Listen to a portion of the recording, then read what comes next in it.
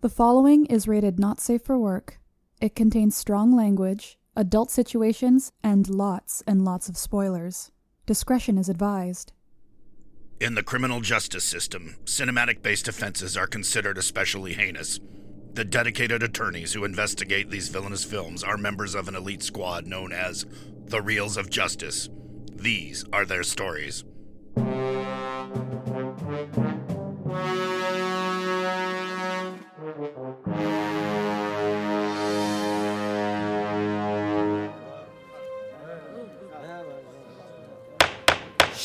Order, please, order. The Reels of Justice is now in session. Judge Big Ben Haslar is presiding. We all rise for the Honorable Judge Haslar. Be seated. Welcome to the Reels of Justice. Today we are hearing the case of The People versus The Hateful Eight.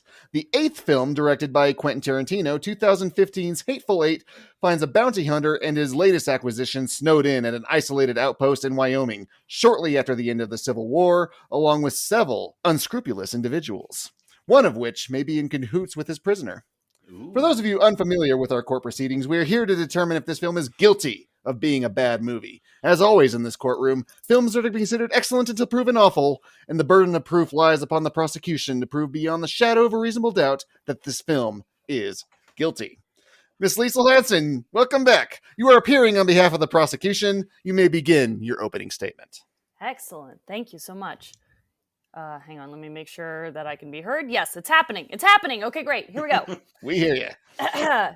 Distinguished members of the jury, welcome.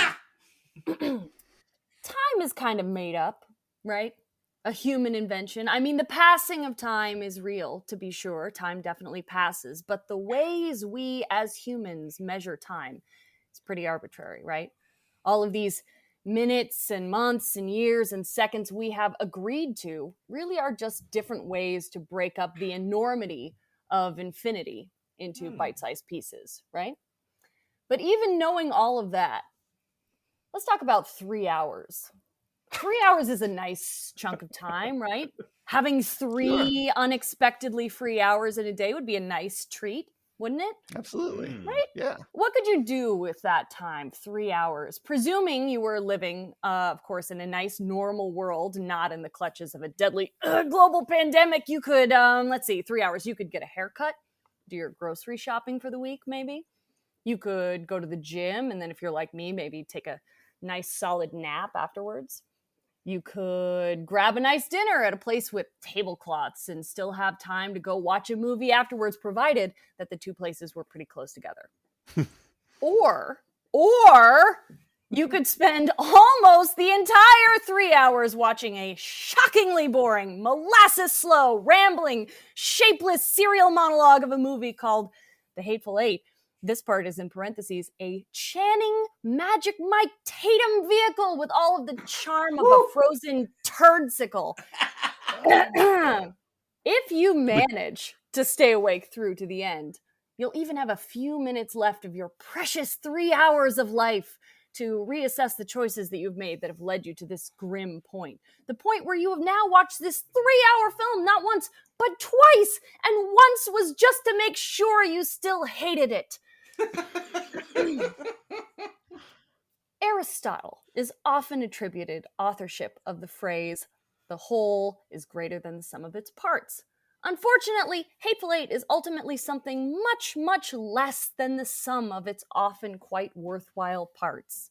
I implore you, in the name of justice, dear members of the jury, to make the only sound decision today. Do not mourn your precious lost 3 hours, but instead rise up and deem The Hateful Eight to be a bad movie now and forevermore.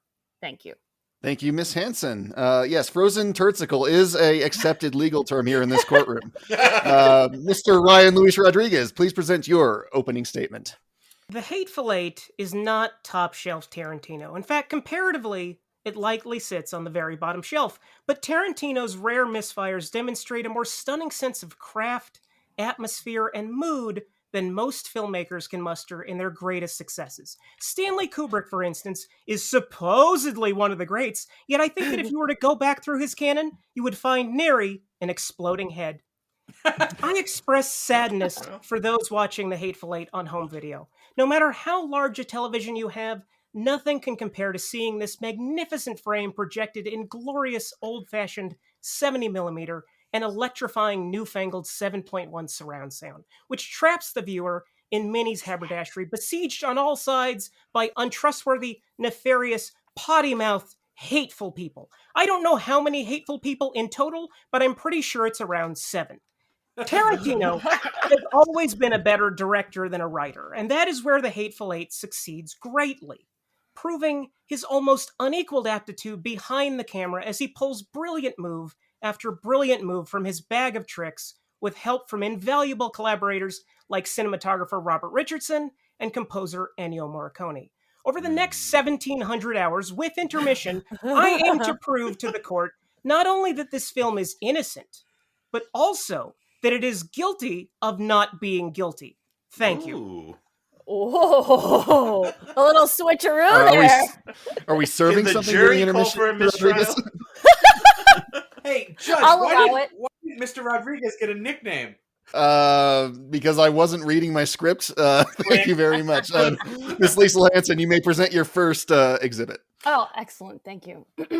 I've taken a whole bunch of notes in this rant, but I've broken them up into sections so I won't get lost.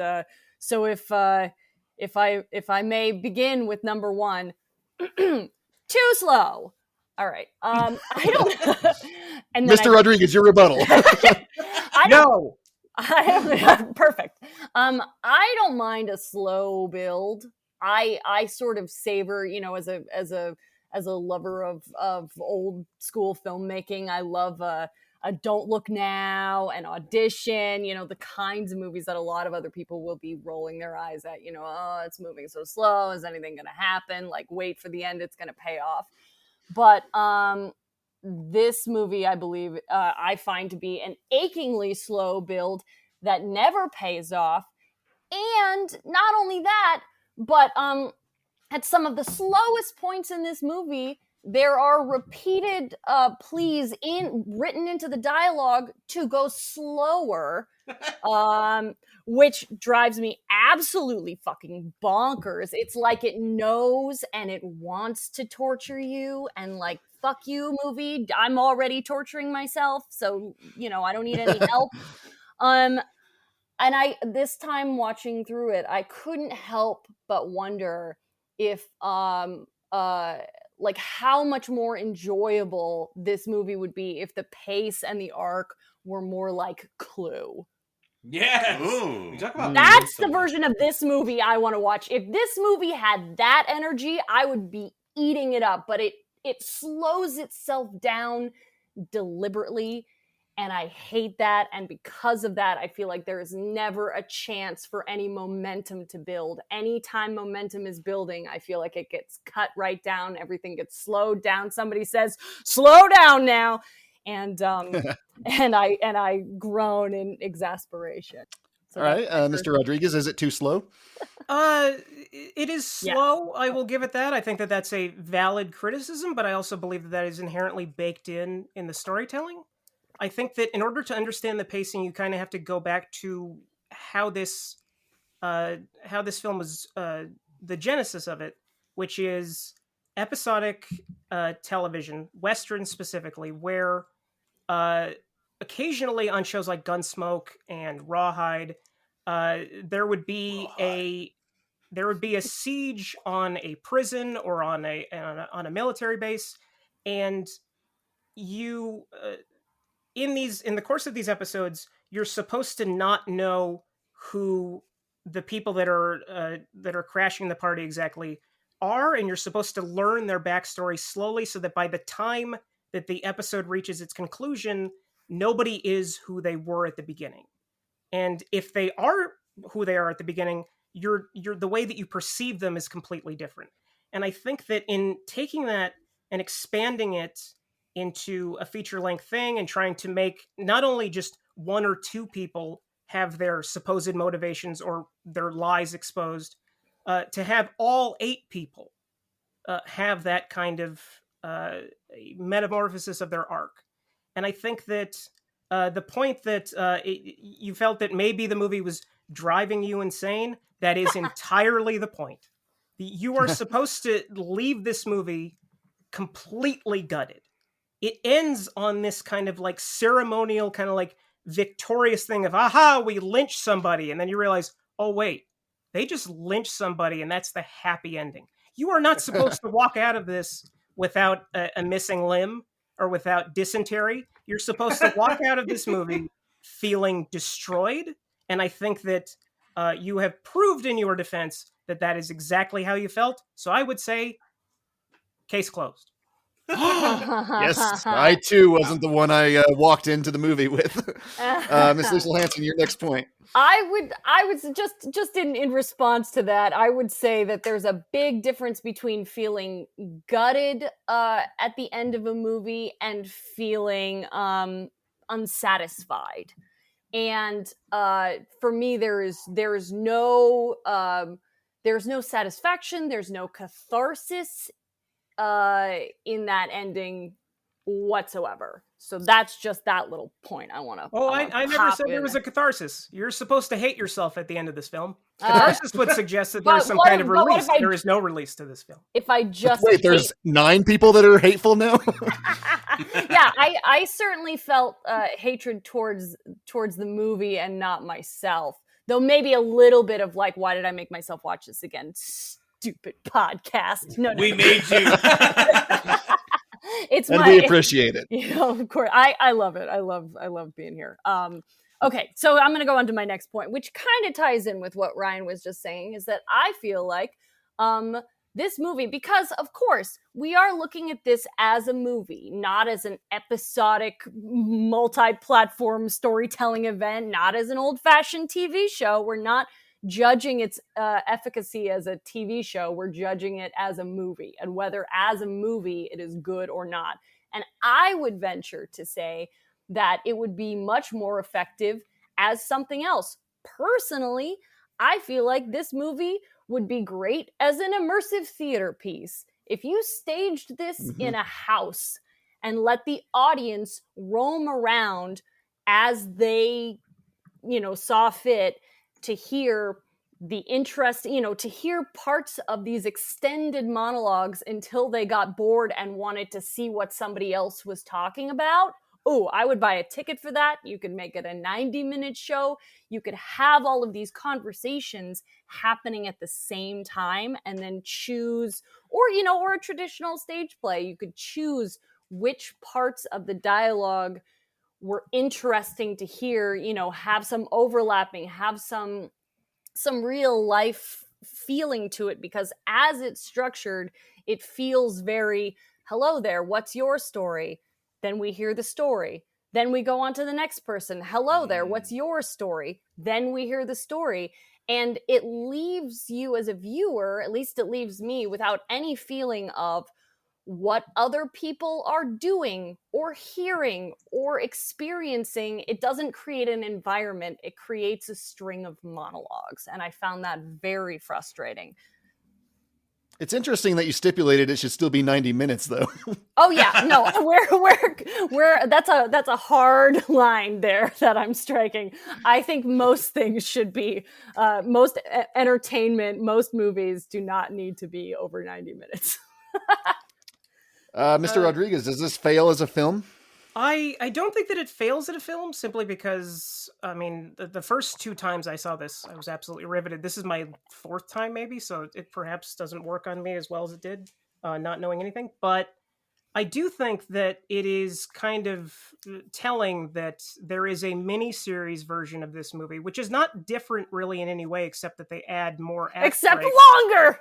Sorry. It's about 5 or 6 minutes with credits longer, but I do think that it works better in that format, simply because this is a lot to digest. It's a lot to ask of an audience to leave their house, make appointments, to care about something like a roadshow viewing, and then to subject them to 3 hours of people torturing each other in a woodland cabin.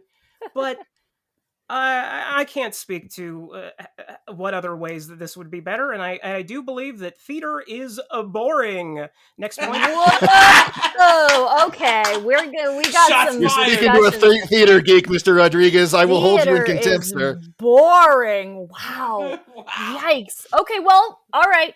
I will say.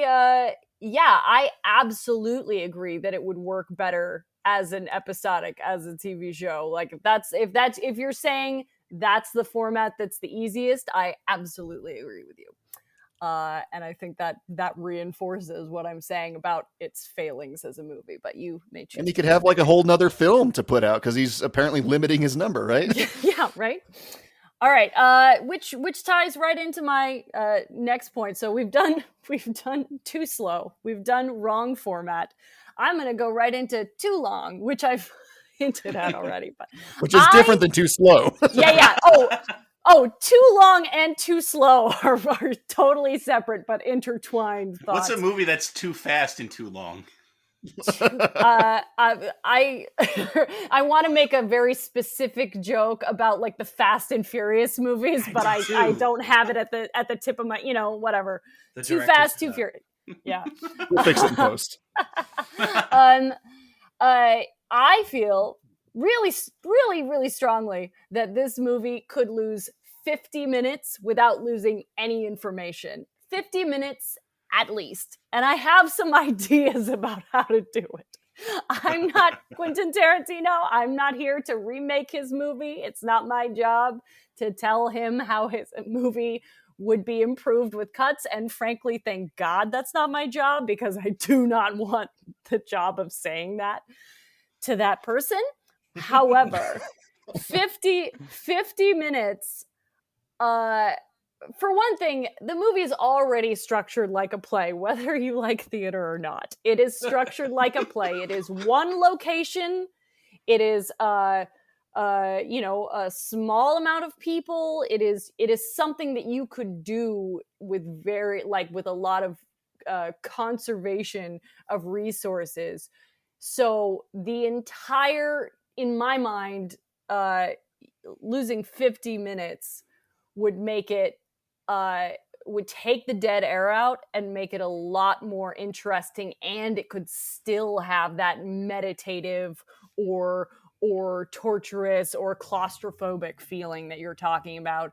And all that would need to happen is cutting all the dialogue out of the carriage stuff in the beginning. You may disagree with that. I feel like anything important that gets covered in that, again, I'm not trying to remake the movie, but if I wanted to, where I would start is taking, you could just shoot footage of 4 people in a carriage looking uncomfortable at being around each other and run that over the opening credits instead of all that wooden Jesus stuff. That shot is long as fuck, y'all. That is like, I'm like, what's up with the wooden Jesus? I see him. I still see him. Nothing's changed. Okay, great. Bye, wooden Jesus. Yeah. We were making up songs about the wooden Jesus when Jack and I watched it last night. They weren't good, so I will not repeat them. Oh. Anyway, I feel pretty strongly that every director's cut ever of anything is always at least a little bit too long. There's always a reason why those things got cut for the most part. And I think that the fact that we're talking about the theatrical version of this film feeling like an extended director's cut of a movie, even though it's the shortest version of this film, is telling. Mr. Rodriguez, could this film be tightened a bit? That's an interesting point in that it was something that I was considering during my last viewing, and I was trying to, having seen it 4 times, I basically know this thing inside and out, so I was trying to watch it and prune it down in my mind, and I think that I could maybe cut about 10 minutes before I start losing the thread of what exactly he's trying to achieve. And in addition to the structuring it like an episodic television Western, it's clear that Tarantino loves The Thing. John Carpenter's The Thing from 1982. Oh, that As do we all. Yes. Tarantino loves a lot of things. That's true. Like all of his movies, he's never done strictly science fiction before. And I think that he had this kind of audacious idea of, what if I make The Thing, but there's no aliens in it? And it's just people. And every single scene, there's at least one piece of information or a red herring or a misdirect or perhaps maybe a line that's actually a lie. But if you don't read the scene properly, you're not going to get it until it's too late. And I think that the idea that it's so long and that scenes seem to go on maybe probably longer than they should is supposed to instill this kind of sense of dread and tension, and that it's telling that the movie does not explode into violence until maybe about an hour 45, hour 50.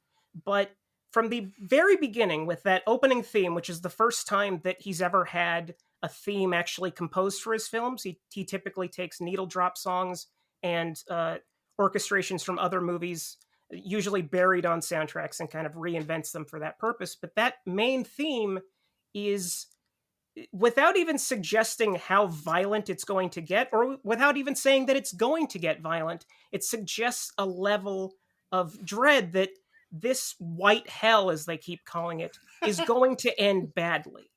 And in order for you to feel that there's some kind of emotional investment with these characters that are all despicable, you have to keep ratcheting that. You have to keep twisting the knife. You have to stick it in places where it doesn't want to be stuck in, and twist and twist. And the longer you are left to your own devices to decide when it's going to get to the fucking point, that is entirely the point.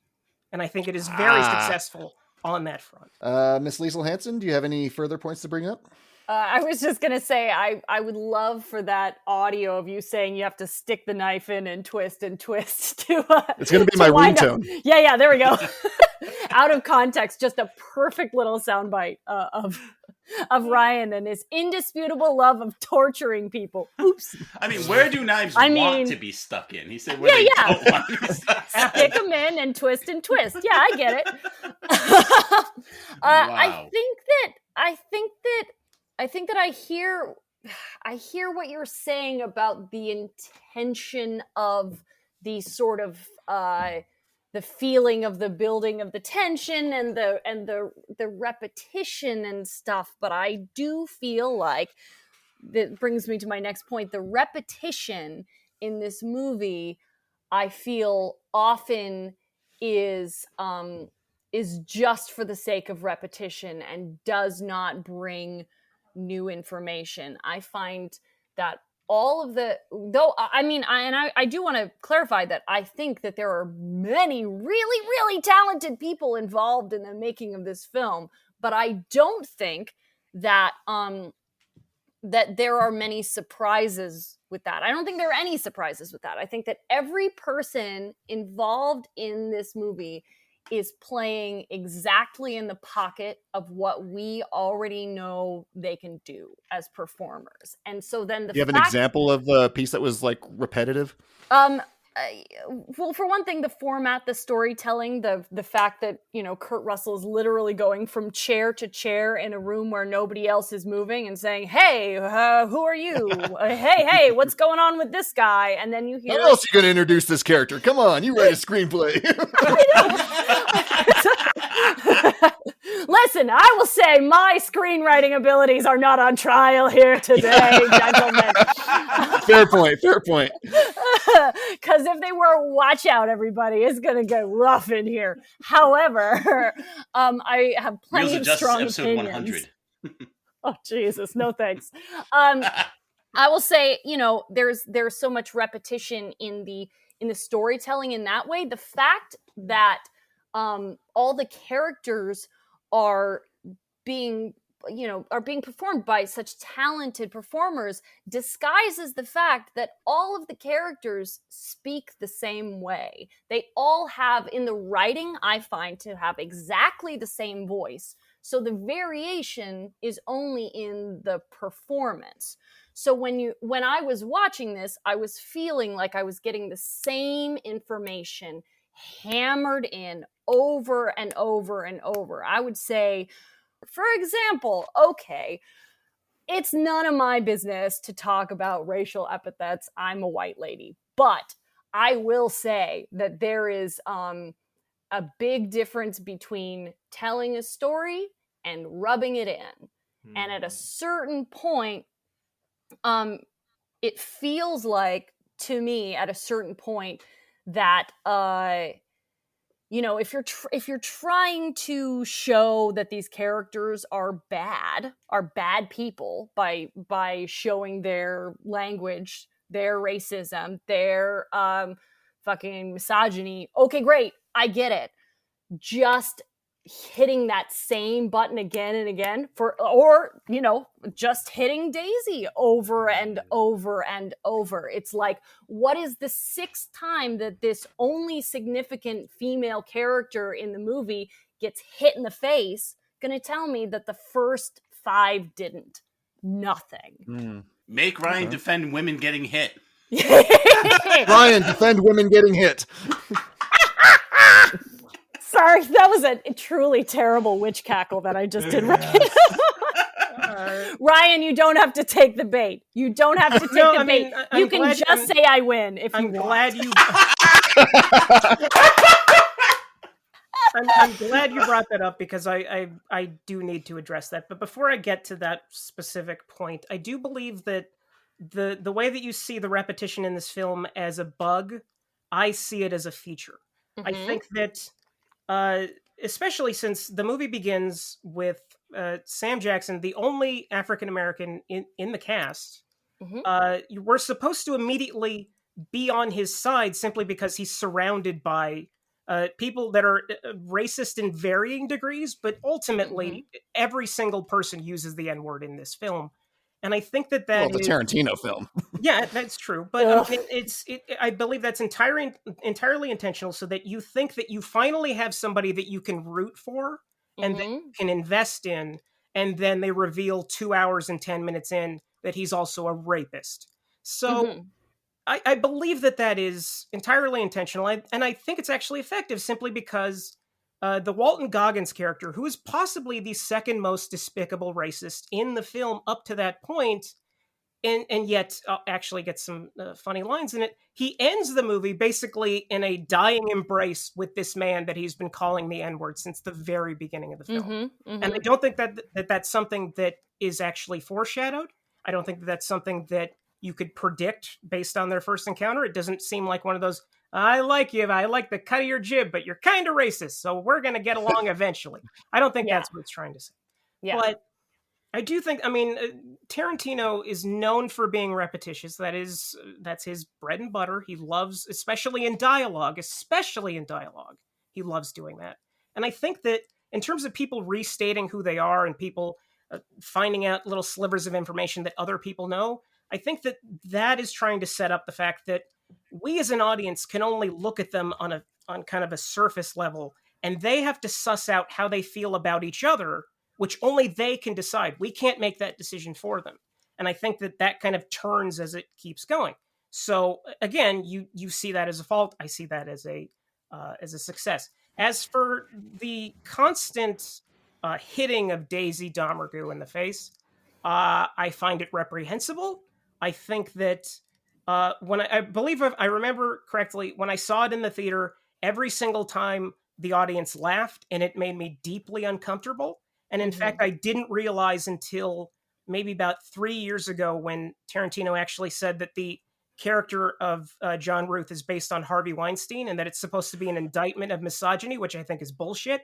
But still, I can't. I mean, yes, she's a despicable character, but I don't think that she particularly deserves any more abuse for that reason. And I can't criticize that point at all. Liesel rests her case. I kid. Do you have any further point? Yeah, just a little bit more. I got a little more gas in the tank. Just to wrap up that point. What you're saying, Ryan, about the sort of unlikely coming together of these two reprehensible racist, awful, diametrically opposed characters at the end of the film is really like, when you look at it as the only thing that can bring these characters together is violence against women, it really takes a little of the shine off of their moment of joy. And I will say that it is wild to me that Daisy's death is the only one in a movie with a lot of deaths, the only one in this movie that is really celebrated. You know what I mean? There's something really, there's 3 other female roles that are introduced in the beginning of the last third of the movie, something like that. I lost all sense of time, but they introduce 3 female characters, 2 of which are people of color, Black women, and murder them unceremoniously almost as quickly as they were introduced. Plenty of characters die, but the 2 men coming together to murder a woman being the end of the movie is like, wow, this misogyny thing really can bring anyone together. It's amazing. Is what I'm left with at the end. It's on their promotional video. Exactly. Yeah. The only other real point that I have, there's one thing that I definitely wanted to say, which is that, in talking about my previous point, where I really do think that every element of this movie has been better in something else. I do want to say that not only there's so many great performances, there's so many great performers, there's so many moments to be like, oh, that's great. But I will say Hateful Eight came out in 2015, and not only is it not the best that Kurt Russell has ever been, it's not even the best that he was in a Western the same year. Bone Tomahawk. That's a very valid point. Right. So you can look at it and say, oh, there's all these good people. There's all this talent. There are all these things. Yes, but is anyone doing something different than what you've seen them do before? Is anyone doing something better than what you've seen them do? Or is everyone exactly in the pocket of what they are known for and what we already know they can do? So there's not a lot of surprise there. There's no surprises for me. And you're resting your case on that? No, I just wanted to say one last little. Oh wait, no, we do a different wrap up thing, right? How does it? You have a closing argument. How does the law work? Okay, great. I forgot about the closing argument, so I will stop talking. Do a double closing argument. Ryan will have no defense. I'll let you go in front of him and after him. Oh my God, amazing. I'm sorry, Ryan. I feel like we're ganging up. That's not the way this courtroom works not my courtroom. Actually, this courtroom does work by ganging up on Ryan. Oh. He usually comes out on top anyway, though, so it's okay. All right, well, he does. All right, well, okay. So I'll have my Bone Tomahawk moment be the end part of that. Ooh, looking forward to it. All right, Mr. Rodriguez, you may present your case. Okay. I just do want to address that he was better in Bone Tomahawk. I don't disagree.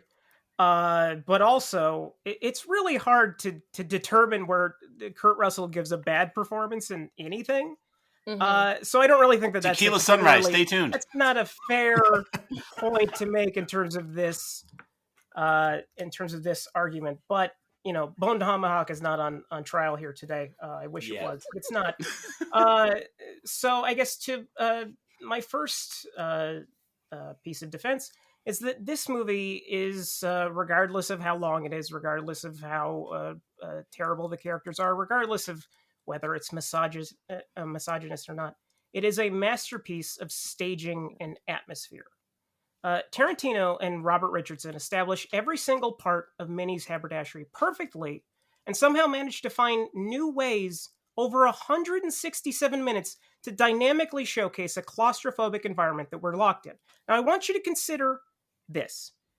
It is one environment. I mean, occasionally they go to a barn where the horses are, which is right outside, but this is literally 4 walls. There's not rooms in the haberdashery. It is one room. He finds a way to shoot it a different way in every scene for 167 minutes. That should not be possible.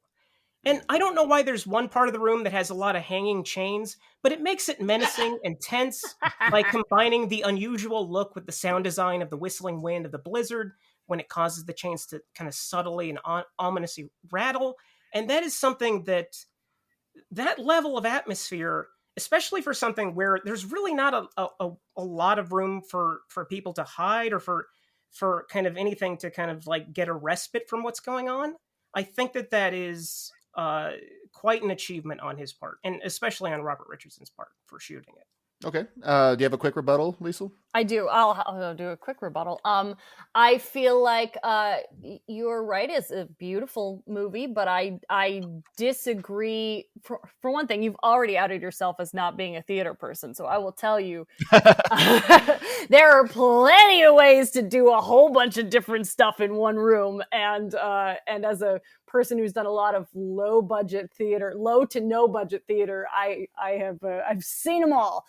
But I will say that though it is cool that things are all taking place in one room, I find that a lot of it is, for me anyway, implausible in the sense that even though we're all in one room, I feel like we're having conversations on one side of the room that take up, 20 minutes with no awareness of the space as far as where anybody else is. They almost feel like they're taking place in their own planet.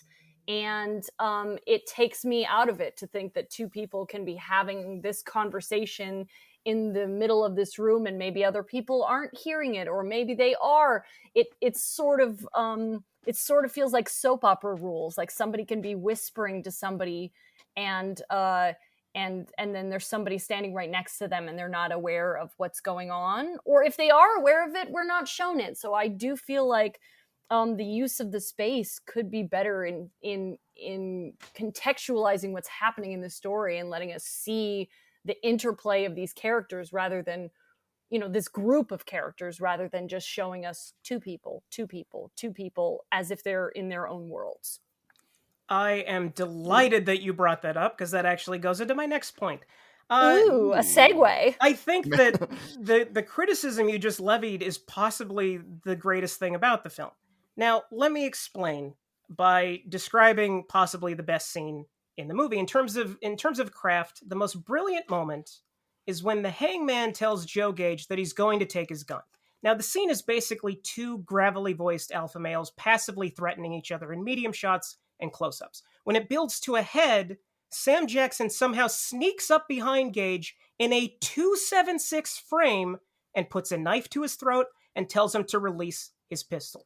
Previously, we'd only heard the gun being gripped in the sound design, and then we get our first glimpse of the gun in his hand in extreme close-up. By doing this, Tarantino is telling the audience that even though you think you're seeing so much, with such a wide screen, with such an awareness of what this room looks like, you only see what he wants you to. You only learn what he wants you to. The characters could see more or less than you can. So the danger for us could come out of nowhere. And I think that is entirely the point. And I believe that it ratchets up the tension quite effectively. And I think that it, in terms of cinema, works brilliantly. Okay. Do you have any other points you'd like to bring up? I have one last point. And that is that Tarantino structures like a novelist. Not just in the way that his films have chapters, but in terms of how he revisits events and uses literary techniques to contextualize certain details.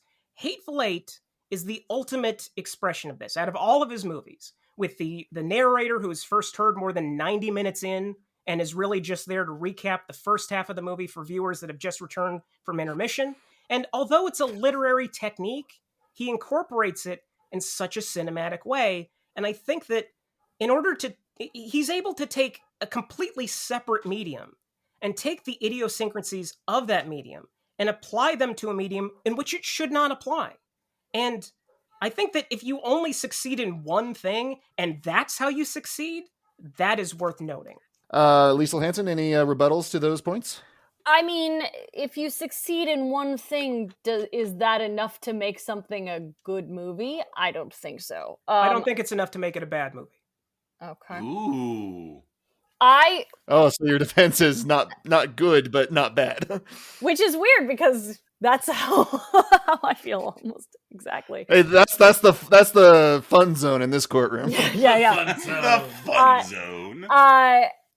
All I want to say in reference to that is that I find any sort of director interjection into a movie, an unexpected fun director cameo, to be really not fun. I feel like it's a M. Night Shyamalan, cough, cough. Yeah, screw you, Hitchcock. My point exactly. Though I don't like most of M. Night Shyamalan's movies, I really don't like it when he's suddenly in the movie. And I strongly feel, for one thing, that Quentin Tarantino is not an actor. And if he wanted a narration, he should have gotten somebody else to do it, because it's not good.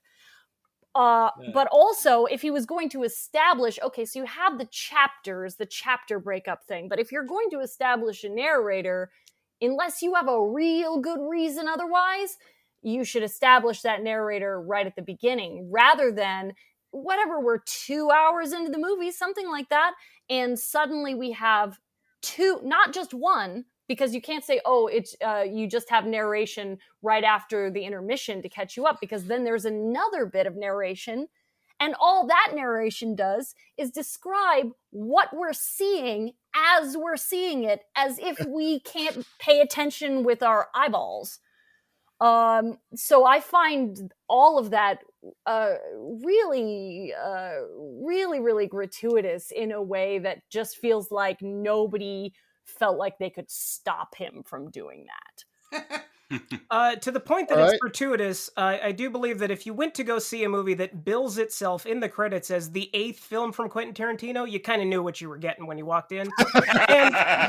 And to the point that Quentin Tarantino is not an actor, I believe that the producers of The Golden Girls would beg to differ. I rest my case. Very well. Both the prosecution and defense have rested their case. Miss Liesel Hanson, you may present your closing argument. All right. Ladies and gentlemen, distinguished members of the jury, I am no stranger to liking a movie because it's bad. I think it's all about expectation. I have frequently, on many occasions, referred to X-Men Apocalypse as a perfect film. Because it was gloriously dumb, it was beautifully misguided, and it was so much fun. And I feel pretty strongly that the problem with the Hateful Eight, from my perspective, is that it's not bad enough. If it was worse, I think I could have a great time watching it. The problem for me is that I find it painfully mediocre. I find the decisions that Quentin Tarantino, etc., made in this film largely misguided. And I think that it could have been a great movie, but for all of the reasons that I described, it falls so flat. It's not the best Tarantino movie by a long shot, even if you like Tarantino, in my opinion. And I feel like even if there are bits and pieces strewn throughout to enjoy, it ultimately comes to nothing. All of the tension that's supposedly building up does not pay off. And to me, that is not a satisfying or successfully completed film. Thank you. Thank you, Mrs. Hanson. Mr. Rodriguez, your closing argument, please. I have made my points today here quite clear. And in the case that I haven't, let's pretend that I did. The Hateful Eight is not, as film Twitter seems to argue every goddamn day that ends in Y, an unfairly underrated installment in the Tarantino canon. It is quite rated. But I do have to commend the director for having the insane notion to combine his obsession with episodic television westerns with the widest possible anamorphic vistas splashed across the screen since the heyday of David Lean and managing to pull it off. You know the Hateful Eight is innocent. On that we both agree. And should you choose to vote with your conscience and determine it not guilty, I shall return your pets and loved ones whom I abducted prior to the start of this trial, mostly unharmed. Should you vote guilty, well, we all know what happens then, don't we? Actions have consequences. Case closed. Oh my god, that is today's newspaper. I'm not sure whether I should thank you. Anyway, members of the jury, Mr. Big Ben Haslar, Mr. Robb Maynard, and Mr. Big Papa Schlender, you have all heard the facts concerning this case. It is now up to you to determine if this film is guilty of being a bad movie. The bailiff will escort you to the deliberation room to render your verdict. All right, you degenerate three, right this way. Coffee made from my socks is right there to your left. Jesus. Oh, this is pretty good coffee. All right, so Ben, let's have you start this off. What did you think? God, this film is long. It is so long. That is definitely a strike against it. I 100% agree with the prosecution there. I think like almost all of Tarantino's films can be cut. He doesn't relish my time. He relishes his time. It's all about him and what he sees as good, not necessarily what a viewer might enjoy, and especially for 3 hours. I don't know if he like balanced that in his hands as far as, am I really valuing this viewer's time? But on the other side, Tim Roth is fantastic in this movie. They didn't bring him up, but I just love his delightfulness. He just, yes, quite. Well, my thing is, okay, and this was a point that the prosecution brought up. Tim Roth is wonderful. He's kind of doing a similar character that he did in Four Rooms. Would you not get that same itch scratched from watching Four Rooms? I thought that was one of the better points that Liesel brought up. She brought up a lot of really good points, but this idea that all the actors and actress in it, they really play to a type. I mean, I had no idea Walton Goggins could play a Southern racist. No, I mean, obviously that's not true because that's like all he plays. Yeah. Right. And I get the idea that the actors weren't particularly challenged with the characters, and it kind of has a bit of that Sorkin-esque feel that Liesel mentioned. It feels like everyone's talking with the same voice. Like if you were watching The West Wing, you don't know when Toby stops talking and the president begins because it's all Aaron Sorkin, right? And Tarantino. Then all of a sudden, the lady from New Zealand shows up. Yeah, exactly. And Tarantino tends to have that same problem in his movies. Every single character is Tarantino in various shades. So I thought that was a fair point, and I completely stepped all over Ben. So Ben, please continue. No, that's it. Rob, what did you think? This one was so hard for me because I got to tell you, I like this movie. This is a treat. I love to watch this movie in the winter. Ever since it came out, I love to watch this and The Thing. What a great astute comparison that I believe the defense made to The Thing. I hadn't thought of those comparisons, but it is The Thing with no alien, and that's so spot on. This has got to be one of the toughest cases because I thought everything both sides said, they were both right every time. Now, when I was watching it, and this is the point that Liesel made, and she was absolutely right, is there is no reason to beat Daisy as much as they do. We got, if your idea is, well, they're bastards, it's like, well, we got that they're bastards the first few times. The only person we got it when we walked into the theater and saw the title. I mean, it kind of gives it away. Right, but I would say just the one brutal hit in the carriage. At the carriage is completely enough to establish he's serious. Yeah, that's enough. Yeah. And it's like the film does really relish in hurting her. And it's like, I don't know that I can fault the characters in the film, but I can put that fault on Tarantino himself. Mm-hmm. And when Liesel pointed out how the ceremony and pageantry to hanging her at the end, that really made me stop and take pause. Went, wow, yeah, that like that's not even like brutal, but like the ceremony behind it is borderline creepy. Yeah. That's one thing. The only death they savor. Yeah, like that's why I love having Liesel on the show, is because she takes these movies that you just kind of have this idea and she twist them around on you. It's like, no. It's Any actually movie you like, creepy. she'll knock it down a few pegs. No, exactly. And so, like, at the end, you're just watching, like, oh, good, they hung her because that's what the hangman would want. And then it's like, no, it's actually a lot creepier than that because they're really relishing in it, and it's this whole, it's the only death that has ceremony. I'm like, oh, yeah, I guess that is a little creepy, isn't it? Yeah, exactly. That's the character that, although everyone's a bastard, because that is the only character that's a woman who really can't defend herself physically, that's the character they enjoy hurting the whole time, and I thought that was a great point. That's a good point. Anyway, I don't want to go on longer than the movie was because I believe that brevity is wit. So I'm just gonna make a call. So again, I would have said I like this movie, but the point that Liesel made is, are the parts stronger than the whole, right? And there are parts of this movie that I love. I basically love everything that Jennifer Jason Leigh does. Walton Goggins could have won an Oscar, I think. Sure, but I mean, Lee's song, the song with the guitar, the infamous guitar scene. I just love that whole scene. I had that song stuck in my head for 2 or 3 days after that. Love that whole scene and everything she does, like when she waves and when she pretends to hang herself. She's having so much fun. I love her so much in this movie. But I gotta say, maybe that the whole is not as strong as the sum of the part. What you're saying. So I'm gonna say it's the guilty. opposite of synergy. Yes, the parts are weaker. The sum is weaker than anti-synergy. So I'm gonna say guilty. Guilty. We got a guilty vote from Maynard. He never votes guilty. I know, and I love this movie, but it may be bad. I mean, Liesel made a very, very good case. I will say, let me throw this out there before we let Ben throw in his vote, because I thought Ryan made a really, really good point about how this movie is shot. It's all one big room, right? And I completely forgot about that until he just reminded me. It's like, there's no walls and everything. It's just one giant room.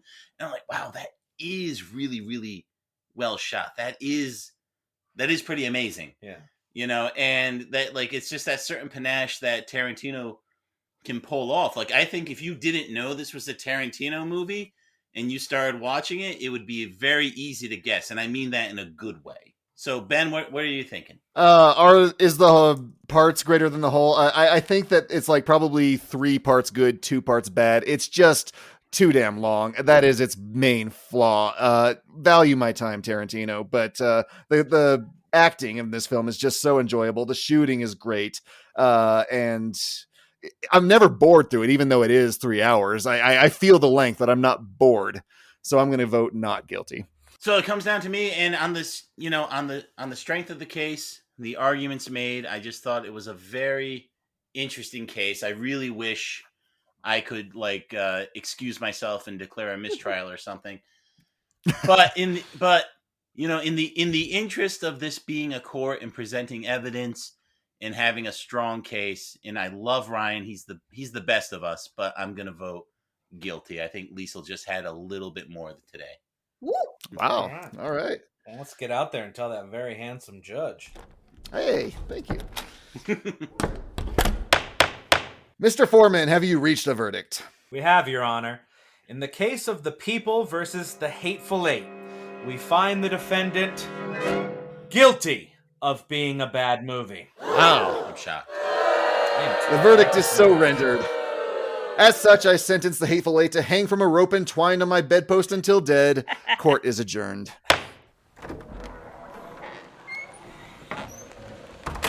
This is Penny the Woo from the Gabagool Gazette, reporting to you live from the Reels of Justice Courthouse. Mr. Ryan Rodriguez, would you care to share your thoughts on the jury's verdict? In the words of our thankfully former president, it is what it is. I can't make a value judgment on that. I know what the true verdict should have been, and that's not what it was, but hey, I'm gonna be nice. Just walk away. Done. Okay, you won. Great. Good for you. Oh, thank you. And Miss Liesel Hanson, would you care to share a word on how you feel about the verdict I feel excellent. I feel like justice was truly served today. I know I know that it is difficult in these matters to be impartial when we're talking about something that you already have feeling it's not an impartial jury, but I feel quite justified this day, and I just want to say that the defense put up a hell of a fight. You had me sweating there for a minute, but you came out on top. Whoop whoop. Well, thank you very much. Oh dear, I believe that's all the time we have today, and let's go back to the courthouse for post-trial analysis. Well, we're in the studio, not the courthouse.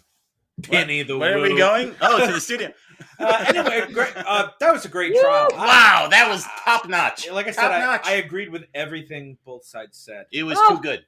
It was too good. That was too good. That was a good one. I really wish I could have just said you both win.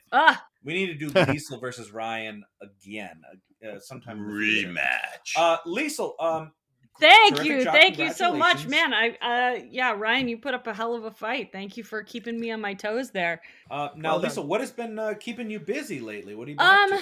Let's think. I've been doing a lot of little stuff lately, you know, trying to keep myself busy, basically, like you said. But I have a commercial coming out very soon. Super Bowl Sunday is when my commercial is coming out, so keep an eye out for that. Or did come out? It came out. It came out already. So when you're seeing this or you're listening, oh God, what am I even talking about? When you're listening to this in the future, it already came out. So watch my freaking commercial. I only watched the Super Bowl for the commercials. Can you tell us a bit about it? Like, it is a Doritos 3D commercial. And it has a celebrity talent, but I will let you discover that in the internet. You can look it up. The internet has all the things. It's you. Yeah. You are the celebrity talent. Thank you. Mr. Ed. It's Mr. Ed. Yeah. Well, that sounds really cool. Yeah, cool rant. Yeah. Now it's just here. And then other than that, you know, the last I'm waiting to see what comes around the bend next. But you know, the last couple months I've been kind of getting into my own little filmmaking groove, my like quarantine filmmaking groove. So I have a short that's going around to some different festivals and doing stuff like that for the first time. Short. You hear that, Tarantino? Short. Yeah, real short. Yeah. 7 minutes or under, okay? We got places to be. But yeah, so that's happening, and I'm excited to see what happens with that next, and, you know, auditioning and keeping my fingers crossed in the meantime. That sounds cool. No, we definitely look forward to seeing what goes on with that as well. Now, we always ask for a recommendation from our guests for a movie you think people should see. So what is a movie that you think our listeners should check out? You know, this is probably preaching to the choir, but, you know, thematically speaking, if you want to watch a riveting ensemble piece about, you know, racism in the Old West, you should watch Blazing Saddles. I rewatched it recently. It's one of my favorites. It's fucking fun. It's hilarious. The pace is great. It's a regular length. And you know, it's still, in my opinion, hits hard in the shock value department, despite the fact that it was made about 40 years before Hateful Eight. So, and also bonus, it's got one of the sexiest casts ever. I mean, you wouldn't think to say that about a Mel Brooks movie, but Cleveland Little, Gene Wilder, Madeline Kahn, all in the same outfit, all in the same film. Like that's fucking hot. They can all get it. Dom DeLuise. I mean, woo! Yeah, get out of town with that. Well, I'm definitely seconding Matt. I'll second Matt. Oh, yeah. Maybe I'll have to do my Dom DeLuise impression next time. Harvey Korman, you know, the real sex guy. There it is. Hey, Corman's not bad. Corman's not bad. I thought you were going to talk about it having the sexiest scene with that farting scene. I was like, what's Liesel into? Yeah, the best part about that is every time I see it, I think about watching it growing up on Comedy Central. And when I was watching it on Comedy Central, that scene is just like silence and some like horses whinnying just here and there. That's it. You can hear the campfire and like, but that's all you can hear. Little horse sounds, which really, when you're a kid, then you're like, farting was what the censorable. hell is happening? Is the TV frozen? What's happening?